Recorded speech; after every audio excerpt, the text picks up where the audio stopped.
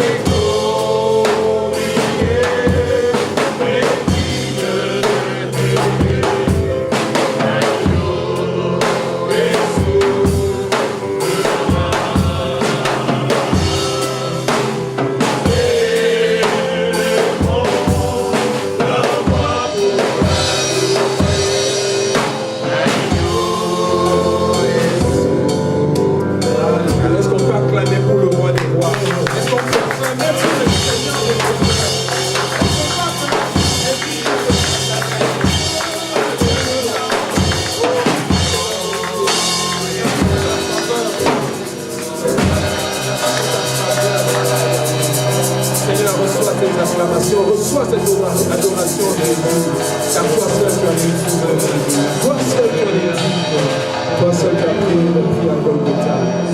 Seigneur, nous te disons merci. Alléluia. Oh, merci Père Saint-Esprit. Merci Père pour ta souveraineté. Merci pour ton règne éternel.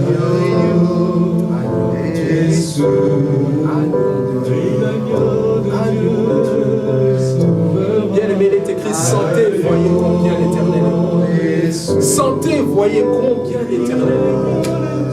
Oh Seigneur, merci pour ce parfum, Seigneur.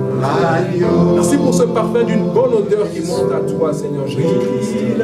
Merci Seigneur parce que tu as créé cette louange éternelle, Yahweh. Tu as créé. Merci, nous pouvons regagner nos places. Nous asseoir. Notre Père, nous te bénissons. Alors que Seigneur, nous sommes dans ta présence, Seigneur, tu vois, j'ai besoin de toi. J'ai besoin, Seigneur, de la grâce, Seigneur mon Dieu, pour communiquer ta parole. Seigneur, sanctifie-nous maintenant par ta parole, car ta parole est la vérité. Fais-nous du bien à cette heure. Seigneur, donne-nous la nourriture appropriée, la nourriture pour cette saison par laquelle nous passons, Seigneur mon Dieu. Père, à cette heure, parle-nous et oins nos oreilles, afin que nous puissions écouter comme écoutent les disciples. Papa, c'est au nom de Jésus-Christ que nous avons ainsi prié et nous disons Amen. Amen. Shalom, bien-aimés dans le Seigneur. Aujourd'hui, nous allons parler de quelque chose de nouveau. Nous avons parlé sur le retour de Jésus-Christ. Aujourd'hui, le Seigneur va nous faire du bien avec ces passages que nous allons lire dans le livre de Proverbes, au chapitre 30. Nous lirons à partir du verset 24 jusqu'au verset 28. Jusqu'au verset 28. Si vous êtes là, nous allons pouvoir lire ensemble. Si vous avez vos Bibles, il est bon d'amener sa Bible, parce que nous venons dans la présence de Dieu, dans la maison de Dieu. Je lis au nom du Seigneur, Proverbes chapitre 30, à partir du verset 24. 24. Il y a sur la terre 4 animaux petits, cependant les plus sages. Il y a sur la terre 4 animaux petits, cependant des plus sages. Les fourmis peuplent sans force, préparent en été leur nourriture. Verset 26. Les damans peuplent sans puissance, placent leur demeure dans les rochers. Les sauterelles n'ont point de roi, et elles sortent toutes par division. Au verset 28, le lézard saisit avec les mains et se trouve dans les palais du roi. 4 animaux petits, mais parmi les plus sages. Et aujourd'hui, je veux parler de la fourmi. Et si par la grâce de Dieu, Dieu permet, nous allons continuer en parlant de ces 4 différents animaux. Mais aujourd'hui, je veux parler de la fourmi. Donc en sortant d'ici, nous aurons beaucoup d'informations sur la fourmi. Je ne demanderai pas à quelqu'un qui n'a jamais vu une fourmi, parce que nous avons tous vu une fourmi. Mais ce qui est intéressant, c'est qu'en 2011, lorsque nous sommes venus dans ce pays, nous sommes venus en hiver, il faisait très froid cet hiver, et j'ai fait le constat avec mon épouse et mes enfants, mais c'est bizarre, on ne voit pas de fourmis ici. Mais attendez, quand l'été est venu, on a vu les fourmis. Donc les fourmis, il y en a partout. Et aujourd'hui, j'aimerais parler des fourmis. Quelle est la sagesse que les fourmis peuvent-elles nous enseigner? Et lorsque nous voyons dans la Bible, nous voyons que Jésus-Christ lui-même utilisait des illustrations pour nous parler des vérités célestes, mais dans un langage terrestre. Il parlait des principes du royaume, mais il parlait aussi des principes de la vie de tous les jours, que si vous les appliquez, vous verrez que réellement ce que Jésus a dit, ce que la parole de Dieu dit est vrai, vous mettez ça en pratique et c'est votre bénédiction. Alors dans Matthieu au chapitre 6 au verset 26, il nous demande de regarder les oiseaux. Donc le Seigneur nous envoie aller regarder les oiseaux. Lorsqu'il parle des inquiétudes, est-ce qu'il y a quelqu'un qui est dans les inquiétudes? Il y a quelqu'un qui est dans des doutes par rapport à sa destinée, par rapport à ce que Dieu veut de lui. Le Seigneur nous dit, va regarder les oiseaux. Toi qui es en train de t'inquiéter, comment je vais payer mon loyer? Comment je mettrai le carburant dans mon véhicule? Va regarder les oiseaux. Voilà, ils ne sèment ni ne moissonnent. Mais ils mangent tous les jours les oiseaux. Je n'ai jamais appris que les oiseaux du Congo ont reçu une aide des oiseaux des États-Unis. Les oiseaux. Le Seigneur nous envoie chez les oiseaux. C'est pourquoi il dit ne vous inquiétez de rien de tout. Ils ne sèment ni ne moissonnent, ils n'amassent rien dans les greniers, mais votre Père Céleste les nourrit. Bien-aimé, j'aimerais te dire que tu vaux plus qu'un oiseau. Amen. Mais le Seigneur nous envoie voir les oiseaux. Lisons aussi dans Proverbes chapitre 6, où on nous envoie chercher la fourmi. Proverbes chapitre 6, verset 6. Va vers la fourmi paresseux, considère ses voies et deviens sage. Donc en étudiant les fourmis, en observant les fourmis, tu peux devenir sage. Alléluia. Donc en étudiant les fourmis, si tu passes ton temps à observer les fourmis, tu peux devenir sage. Il y a une sagesse que nous pouvons tirer des fourmis. Les fourmis nous enseignent quelque chose sur la sagesse. Elle n'a ni chef, ni inspecteur, ni maître. Elle prépare en été sa nourriture. Elle amasse pendant la moisson de quoi manger. Paresseux, jusqu'à quand seras-tu couché? Quand te lèveras-tu de ton sommeil? Un peu de sommeil, un peu d'assoupissement, un peu de croiser les mains pour dormir, et la pauvreté te surprendra comme un rôdeur, et la disette comme un homme en arme. On nous envoie chez la fourmi. Tu en proie la paresse, à l'oisiveté, va voir la fourmi. Les oiseaux, ils se réveillent à quelle heure? Ils se réveillent à 4 heures du matin, 3 heures du matin. Et ils commencent par adorer Dieu. Vous les entendez chanter le matin. Ils sont en train de chanter des louanges à Dieu. Ils commencent leur journée par la prière, par l'adoration. Et ensuite, vous n'avez jamais vu une fourmi ou un oiseau immobile qui ne bouge pas toute la journée, en train de regarder Facebook, en train de regarder la télévision, toujours en mouvement. Elles cherchent. Et pendant qu'elles cherchent, Dieu leur donne la nourriture. Parce que toute source de bénédiction vient de Dieu. C'est Dieu qui donne la nourriture. Notre Dieu est un Dieu de mouvement. Il est un Dieu de mouvement. Quand tu bouges, Dieu bouge aussi. Les promesses de Dieu bougent et se mettent en action. Moi, j'ai toujours dit, comparé, que c'est comme un miroir. Tant que tu restes immobile, l'image reste immobile. Mais quand tu t'approches de ce que tu cherches s'approche de toi. Notre Dieu est un Dieu de mouvement. Et il nous envoie chercher la fourmi aujourd'hui. Nous allons ensemble étudier la fourmi. Parmi des animaux petits, mais cependant sages. J'aimerais, avant de commencer, parler de deux définitions. La sagesse et l'intelligence. Est-ce que vous savez que vous pouvez être intelligent, mais sans être sage? Vous pouvez être intelligent, mais insensé. Un homme intelligent, mais permettez-moi le terme, mais bête. Manque de sagesse. L'intelligence, c'est la somme des connaissances, c'est le bagage des connaissances, la somme des informations. On pose une question, tu réponds directement. Tu as l'information. C'est la capacité d'analyser et d'associer l'information. Tu vois une situation, tu associes ça dans ta tête à telle autre situation et tu trouves une solution. Ça, c'est l'intelligence. Enfants, je vous demande d'avoir l'intelligence. Parce qu'à l'école, on va évaluer votre intelligence. Mais malheureusement, on n'évaluera jamais votre sagesse. Le GPA, c'est le GPA donne l'intelligence. Mais s'il y avait le GPA pour la sagesse, ceux qui ont des 4.0 auraient peut-être des 1.0, des 2.0 pour la sagesse. Qu'est-ce que la sagesse? La sagesse, c'est la capacité d'appliquer l'intelligence au bon moment, au temps approprié, dans la circonstance, dans une circonstance particulière. La sagesse. Tu as l'information, tu as l'intelligence, mais tu n'appliques pas à ce moment parce que ce n'est pas sage. Tu connais l'information, mais tu retiens cette information parce que ce n'est pas le temps. Ce n'est pas le temps de divulguer l'information. Ça, c'est la sagesse. C'est l'intelligence qui est appliquée au temps approprié, dans les circonstances appropriées. Je disais donc, on peut avoir l'intelligence sans la sagesse. Mais j'aimerais dire à quelqu'un que la sagesse est supérieure à l'intelligence. Alors, qu'est-ce qui fait que la fourmi soit parmi les animaux les plus sages? Petit, mais sage. Je vais donner 4 caractéristiques de la fourmi. La première caractéristique, la Bible nous dit que c'est un peuple sans force, mais qui est organisé. Donc, si, pour ceux qui prennent des notes, un peuple sans force, mais organisé. Les fourmis ont une organisation. Donc, avant tout, les fourmis constituent un peuple. Sur la Terre, nous sommes combien d'habitants? Je pense qu'on est 7 milliards d'habitants. Mais les fourmis, il y a des millions, des milliards d'habitants. Donc, ils sont de loin plus nombreux que nous. Et il y a 12 000 espèces de fourmis, de différentes fourmis. Donc, des différentes races, des différents types, des différentes tribus de fourmis. Mais toutes, elles sont organisées.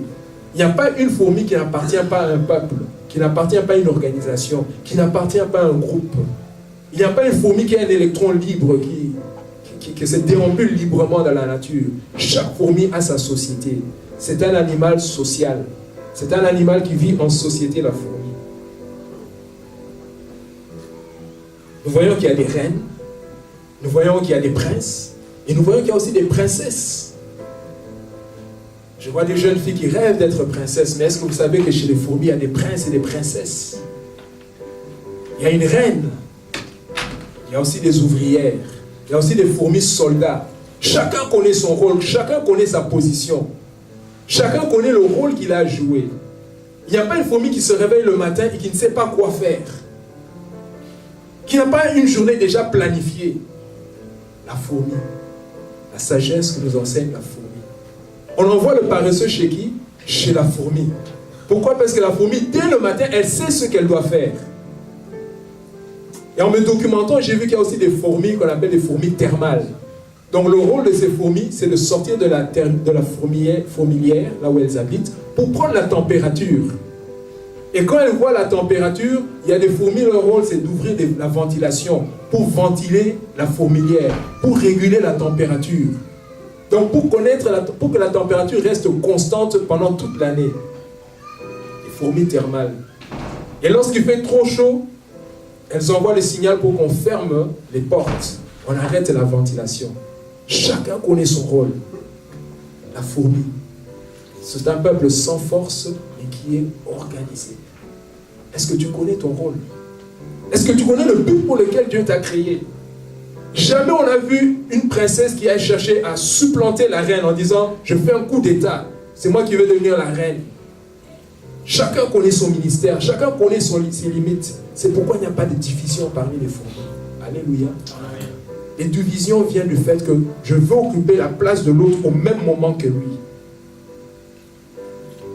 Peut-être qu'il y a un temps, il y a une saison pour toi, mais tu veux occuper cette place maintenant, alors que ce n'est pas ton temps, ce n'est pas ton tour de régner. Les divisions dans les ministères. Chacun veut occuper la place de l'autre, chacun veut prendre la place de l'autre, alors que Dieu t'a créé avec des dons, des talents, des grâces particulières. Et il y a une saison pour toi, bien-aimé dans le Seigneur. C'est pourquoi ces luttes, pourquoi ces guerres au milieu de nous. tu dois connaître ton temps, tu dois connaître ta mission, tu dois connaître le but pour lequel Dieu t'a créé. Il y a des fourmis ouvrières, il y a des fourmis soldats, des fourmis qui sont là pour garder la fourmilière. Lorsqu'une fourmi d'une autre société, d'une autre fourmilière vient, on la tue. Et il y a un rôle particulier pour les fourmis soldats. Il y a aussi des fourmis qui sont là pour faire le nettoyage dans la fourmilière. Donc elles sont là pour prendre les détritus, tout ce qui est rejet. Elles enlèvent ça et elles jettent ça dans une sorte de poubelle dans la fourmilière, bien organisée. Et il y a des fourmis qui sont là pour enlever les fourmis mortes. Donc des corbillards, des fourmis corbillards, qui sont là pour prendre les cadavres et les mettre au cimetière. Une société bien structurée, un peuple faible, un peuple sans force, mais bien organisé. Vous savez, dans l'Antiquité, les Grecs étaient très intelligents. Ils avaient des savants, ils avaient des philosophes, ils avaient des grands mathématiciens. Vous connaissez le théorème de Pythagore. Il y a plusieurs théorèmes qui nous viennent de cette époque-là. Des grands philosophes. Mais par rapport aux Romains, les Grecs n'ont pas pu tenir. Pourquoi? Parce que les Romains n'étaient pas intelligents, mais ils étaient bien organisés. L'organisation. Ça ne dépend pas de combien grand tu es. Ça ne dépend pas de combien riche tu es. Ça ne dépend pas de la superficie de ton pays. Si tu es un peuple divisé, qui n'est pas organisé, c'est un plus petit que toi qui te supplantera. Nous qui venons du Congo, nous connaissons cette situation.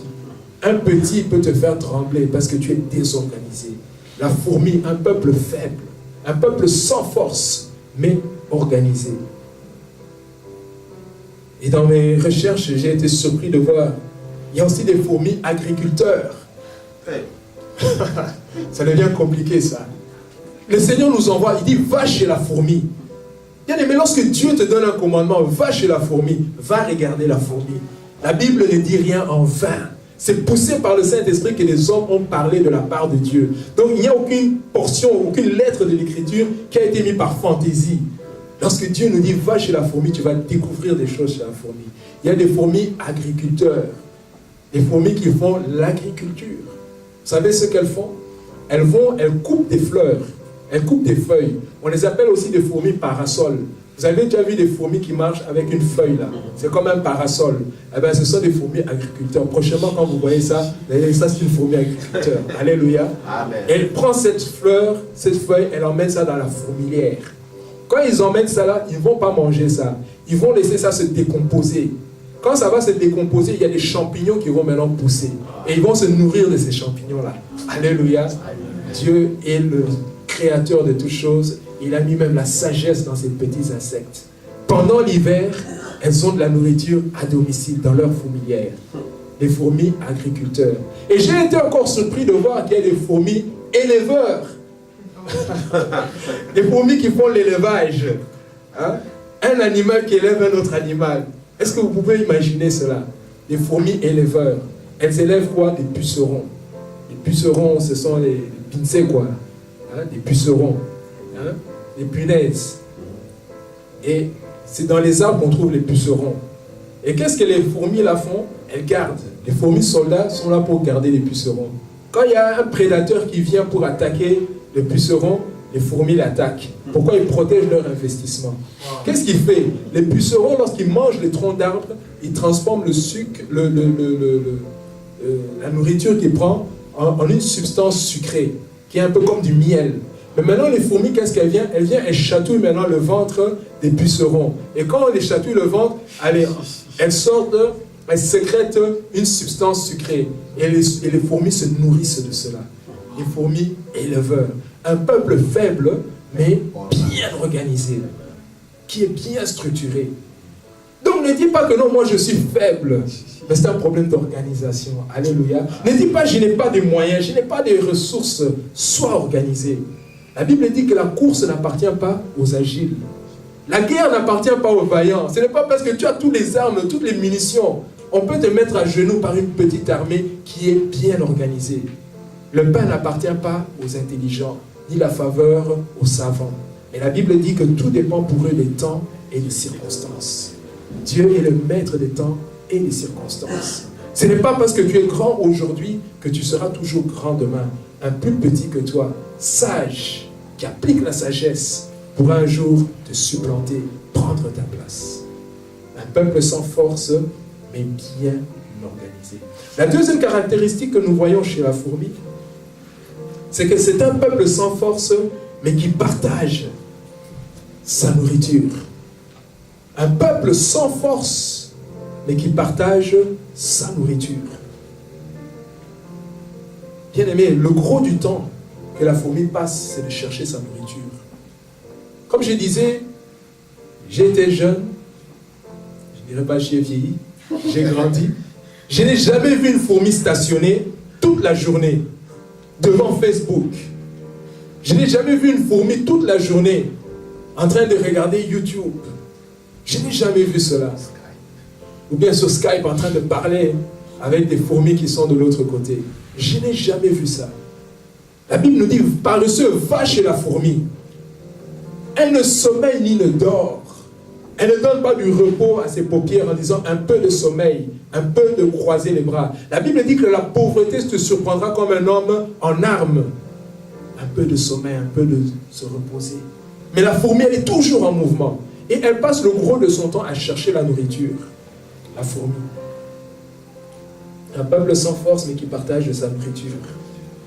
Et toujours dans ces recherches-là, j'ai découvert, j'ai appris que la fourmi, au fait, elle a une poche dans son abdomen, et puis elle a un estomac, donc elle a deux poches. Et qu'est-ce qu'elle fait? La fourmi, lorsqu'elle elle mange, elle transforme ça en une substance liquide, et elle stocke ça dans la première poche. Et maintenant, quand elle a faim, il y a comme un robinet qu'elle ouvre, ça entre maintenant dans l'estomac. Et là, elle mange. Mais ce qu'elle garde là dans la première poche, qu'est-ce qu'elle fait? Lorsqu'elle rencontre une autre fourmi sur la route, qu'est-ce que vous voyez? Les fourmis se mettent comme ça, non? Elles se nourrissent par bouche à bouche. Donc, elle a la nourriture et elle partage sa nourriture. Un peuple sans force, mais qui partage sa nourriture. Elle partage ses biens, elle partage ses richesses. La fourmi ne garde pas pour elle-même. Et lorsqu'elle rentre dans la fourmilière, celles qui sont restées là-bas, parce qu'elles n'ont pas la fonction de sortir, elles sont là à plein temps, elles connaissent leur mission, elles connaissent leur rôle. L'autre qui est sorti va partager. Elle ne va pas garder pour elle-même. Donc il n'y a pas d'égoïste chez les fourmis. Une fourmi égoïste, ça n'existe pas. Elle est conçue pour partager avec les autres. Donc elle a une poche de stockage où elle peut régurgiter la nourriture par la bouche. Et cela se fait que chez les fourmis, vous n'apprendrez pas que ceux-là n'ont pas mangé aujourd'hui. Là-bas, ils ont mangé. Il y en a qui ont bien mangé et d'autres qui sont affamés. La fourmi, qu'est-ce qu'elle fait? Elle partage. Un peuple sans force. Elle sait que son frère est arrivé récemment du pays et il n'a pas grand-chose. Mais toi qui es là depuis des années, tu es dans l'abondance. Partage avec ton bien-aimé. Partage. Je m'appelle quand je suis venu ici, je ne sais pas, j'étais inconscient, j'étais tellement occupé par le voyage, les dépenses et tout cela, j'avais oublié que c'était l'hiver. Et je m'apprêtais à prendre l'avion, je n'avais même pas de quoi, ni un pull, ni un manteau. Et c'est un bien-aimé qui n'est pas ici, mais qui m'a donné son manteau et une belle veste, là, un beau, je ne sais pas comment, par-dessus. Et partage. Combien au milieu de nous sont dans les besoins? Ils ont besoin que nous puissions partager ce que nous avons. Ils ont besoin qu'on ouvre même les portes de nos maisons. Il y a un lit, il y a une chambre qui est vide. Elles partagent les fourmis. Bien aimé, que cela nous enseigne. Il y a une sagesse que nous pouvons prendre en observant rien que les fourmis. Elles régurgitent la nourriture et elles partagent avec les autres. Il n'y a personne qui garde en abondance, mais elles partagent. Elles partagent. Dieu veut que tu sois un canal de bénédiction. Dieu veut que tu sois un canal par lequel passent les biens, les richesses. Ne sois pas de ceux qui amassent comme c'est insensé. Dans la Bible où on nous parle, je ne retrouve pas le passage, je pense que c'est dans Luc, chapitre 12. Oui, Luc chapitre 12, au verset 16 à 21. Un homme riche, il a accumulé des richesses. Il a rempli ses greniers. Ses greniers étaient tellement pleins qu'il fallait qu'il construise encore d'autres greniers. Et il a dit, mon âme, repose-toi, rassasie-toi de tes biens. Le Seigneur l'appelle comment? Insensé. Cette nuit même, ton âme te sera redemandée. C'est pourquoi, bien-aimé, partage les biens que tu as. Ne retiens pas ce que tu as, partage. Tu vois ton frère qui est dans le besoin, partage. C'est ça le jeûne véritable auquel Dieu prend plaisir. Ne retiens pas, mais partage ce que tu as. Ne sois pas un marécage, une mare, parce qu'une mare et un marécage, ça semble mauvais à la longue, mais sois une source qui continue à jaillir. Et ta bénédiction sera une bénédiction pour plusieurs. La troisième caractéristique de la fourmi, c'est un peuple sans force, mais qui partage l'information. Oh bien-aimés, nous sommes dans ce qu'on appelle l'âge de l'information. Combien important, surtout dans ce pays, c'est d'avoir l'information et la bonne information. Je ne sais pas si quelqu'un est d'accord avec moi. L'information, la bonne information. On est dans un pays où tu peux rater 10 ans parce que tu n'avais pas la bonne information dès le départ. Un peuple sans force, mais qui partage l'information. En étudiant la fourmi, nous voyons qu'elle a 2 antennes. Elle dispose de 2 antennes. Et c'est par ces antennes-là qu'elle communique. On t'a donné une bouche, on t'a donné des oreilles, c'est pour communiquer. Dieu a voulu que nous soyons des hommes ou des êtres qui communiquent. Sinon, ils nous auraient créé sans bouche, sans yeux, sans oreilles, sans rien du tout. Mais Dieu veut que nous puissions communiquer. Et on voit que les fourmis, elles sécrètent une odeur qu'on appelle la phéromone. La phéromone, c'est une odeur qu'elles sécrètent. Et pour chaque situation, il y a une odeur particulière. Lorsqu'il y a un danger, lorsqu'il y a de la nourriture, lorsqu'une fourmi a besoin de l'aide, elle sécrète une odeur particulière. Et chaque fourmilière a son odeur, son code. S'il y a une fourmi d'une autre fourmilière, comment on sait qu'elle n'est pas de là? Parce que l'odeur qu'elle sécrète est différente. Et directement, on lui fait la guerre. Et qu'est-ce qu'elle fait la fourmi? Lorsque la fourmi voit de la nourriture, vous savez, quand on était enfant, on observait les fourmis. Au Congo, on jouait beaucoup avec les fourmis. Hein? Moi, j'aimais même, tu tues une fourmi ici, et puis tu vois les autres qui viennent, et puis elle fait demi-tour, et puis quelques temps après, tu ne vois aucune fourmi qui passe par là. Aujourd'hui, j'ai compris, c'est dû au fait qu'elles envoient une odeur. Et quand les autres fourmis voient ça, ils disent, ah, il y a un danger là-bas. Et plus aucune fourmi ne va repasser par là. Et de même, lorsqu'elle voit la nourriture à un endroit, la fourmi sécrète une odeur pour dire qu'ici, il y a du miel. Et tous les autres fourmis qui vont sentir cette odeur viendront. Elles partagent l'information. Ah, on l'engage là-bas, il y a du travail. Tu gardes l'information. Il y a un frère qui m'a fait rire. Il devait appliquer un endroit, il voulait vraiment travailler à cet endroit depuis des années parce qu'on payait très bien. Mais un frère du même pays qui travaillait là-bas, lui dit, ah mon cher, on a application Ebimakate. Donc l'application ne sort pas. Alors pendant des années, donc si tu veux appliquer pour le travail, on ne donne pas l'application, ça ne sort pas de là-bas. Mais comment est-ce qu'on peut entrer et travailler quelque part si l'application n'est pas mise au public, ni sur l'internet, ni en papier? Et quelques temps après, par la grâce de Dieu, le frère a commencé à travailler là. Et qu'est-ce qu'il voit? Les applications étaient là, disponibles pour tout le monde. L'information. Nous ne sommes pas nombreux dans ce pays. Nous avons besoin de nous fortifier. Mais tu gardes l'information. Tu t'assieds sur l'information pour que ton frère n'en bénéficie pas. Un peuple sans force, mais qui partage l'information. La fourmi. Elle partage cette information. Lisons ensemble dans 2 Rois, chapitre 7, verset 9. 2 Rois, chapitre 7, verset 8 à 9. Il s'agit de l'histoire des 4 lépreux qui ont compris qu'il n'était pas bon de garder l'information pour eux-mêmes. 2 Rois, chapitre 7.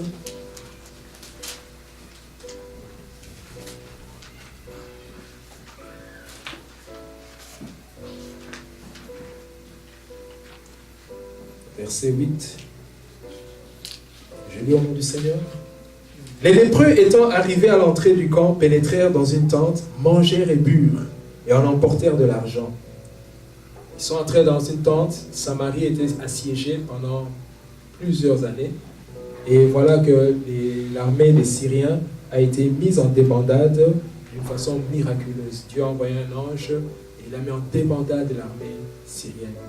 Et maintenant, il y avait 4 lépreux qui étaient dans la ville. Ils étaient affamés, la ville était assiégée, il n'y avait pas de nourriture. Et les 4 lépreux ont fait un raisonnement. Ils se sont dit, si on reste ici, on va mourir. Si on rentre dans la ville, il y a la famine, on va mourir. Bon, si on va maintenant nous se livrer entre les mains des Syriens, il y a 2 options. Soit ils vont nous tuer, donc on va mourir de toute façon, comme on devrait mourir si on restait ou si on rentrait. Mais si on va chez eux, il y a une deuxième option, ils peuvent nous donner la nourriture et nous livrons. Mais quand ils arrivent là-bas, ils se rendent compte que le camp était resté vide. Alors ils ont commencé à prendre pour eux-mêmes, à amasser. Ils ont commencé à s'enrichir pour eux-mêmes. Ils ont pris la nourriture, ils ont mangé, et puis ils prennent des richesses de l'or, ils enterrent. Ils ont voulu accumuler pour eux-mêmes. Nous avons vu que la fourmi est un peuple sans force, mais qui partage ses biens. Et puis à un moment donné, au verset 9,